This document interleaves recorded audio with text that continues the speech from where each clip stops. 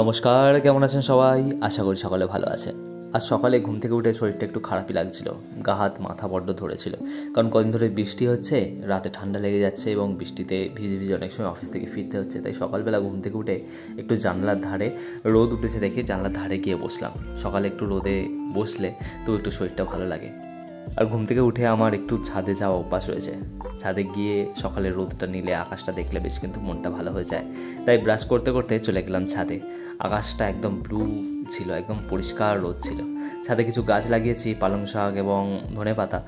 তো সেগুলো অল্প অল্প হয়েছে এবং পালং শাক তো বেশ হয়েছে। সাথে এই যে গাছটা একটা দেখে যদি বলতে পারেন যে গাছটা কী গাছ, তাহলে কিন্তু বেশ ভালো হয়। আমি আলাদা করে বলছি না, কমেন্ট বক্সে আপনারা বলবেন। যাই হোক, তারপর ছাদ থেকে নেমে ফ্রেশ হয়ে স্নান টান করে লাঞ্চ করতে বসে পড়লাম এবং আমি এরপর অফিসের জন্য বেরোবো, কারণ রেডি হয়ে গেছি, সময় হয়ে গেছে।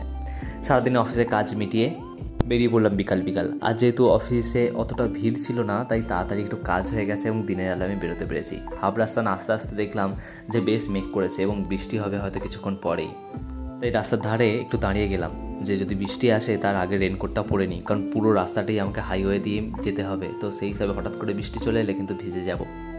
যেমনটা ভাবলাম তেমনটাই হলো। দেখুন, আমি রাস্তার ধারে দাঁড়িয়েছি, কিছুক্ষণ পরেই দেখলাম যে বৃষ্টি আসতে শুরু করে গেল। তাই আমি রেনকোটটা খুলে রেনকোটটা পরে নিলাম, কারণ মাঝখানে 2-3 দিন পর ভিজেছি। এরপরেও যদি আমি ভিজে যাই তাহলে কিন্তু শরীর খারাপ করে যাবে।